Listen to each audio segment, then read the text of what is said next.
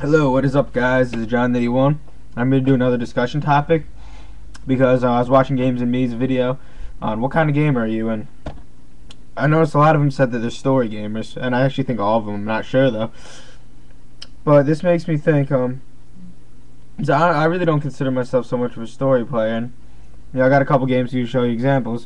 The topic today is: a story really as important as people make it out to be. Let's readjust that. There we go. Now, of course it's important if you're playing an RPG, but, outside of that, I don't think too much. Take the great example of one of the greatest games ever made by sales, Mario Brothers.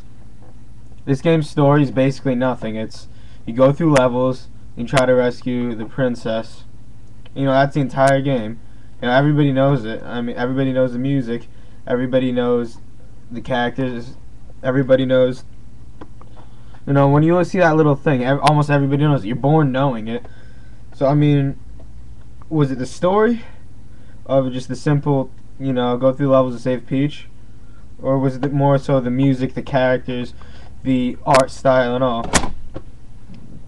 Now, I'll give you another example. A lot of people call this the best story of all time. Final Fantasy 3 or Final Fantasy 6. Or just in the Final Fantasy genre, also Final Fantasy 2. A lot of people love these stories, and especially the older ones. But and people know these for the stories. But these are RPGs. It's kind of boring if you're playing, a 2D game. I mean, not a 2D, an RPG, and you're not really doing it for anything. But the one exception I have to that, it's Paper Mario. It basically takes, your average Mario game. It's like the story Mario Bros. Like, you're just going through levels and trying to save Peach, but, it took it a little bit further. It made it a little more, I haven't played this game since Nam, so I don't really remember the story, and I didn't even play it all the way through. But I just picked it up again and watched main sequence, and, it's basically like, Bowser kidnapping Peach and you have to save her, which is, basically what it is in this game. And then, of course, my personal favorite in the series is Super Mario World and Super Mario 64. These games, the story really isn't there, Is it really that important to make a game? Like, do you really need a story to play Super Mario Bros? And another story, even within the RPG genre, Lunar 2 Eternal Blue. Not the greatest story ever, it's pretty generic. I mean, not generic really, but, I mean, by now it is, but it seems overdone now, because, especially playing Grandia 2, you see a lot of religious references as far as, like, a fictitious religion, as in a religion that doesn't exist within real life. But this game, the characters are what really made this game, and the music and the art style and everything. And I mean, I think that's what makes the game more memorable, to be honest with you. Maybe the story adds a little bit to it, especially with Final Fantasy 2. The story was great, the characters were great, the music was great, and same thing with Final Fantasy 3 or 4 and 6, if you will. But I really think the story's just a bonus. Another great example for the Saturn, Nights into Dreams. I can't find the manual, but whatever. This game, this is one of my favorite games. It's one of the best games you can just sit back and play. But when you think about it, this game, the story is you play as this guy Knights, and you're in people's dreams, and you try to keep away the nightmares. I mean, it's a very simple concept, but it's a great game. It's more.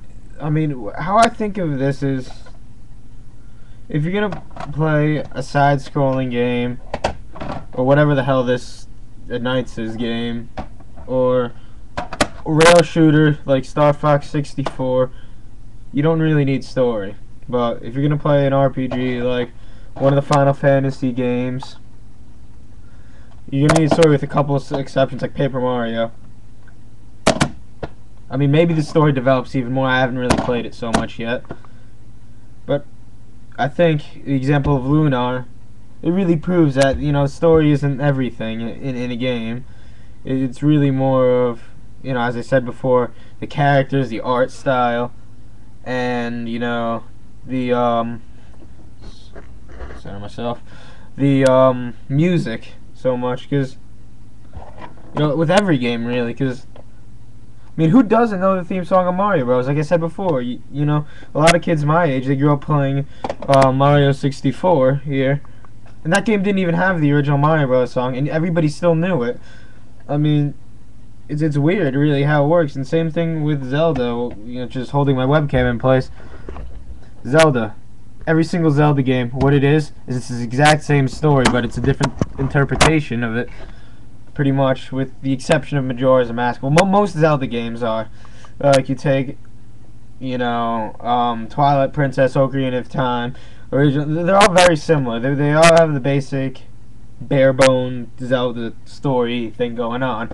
But, you know, it's really just, you know, the music again. A lot of kids my age, they didn't grow up with the original. They grew up with Ocarina of Time, and they knew the song from it, the da da da da da da or whatever. I mean, that's just something you're born knowing. Again, I mean, the more Sasaria's song with that game. I mean, but you know, nothing said. I mean, I'm not saying that story is bad. I'm just saying that it's more of a bonus because, you know, it's really.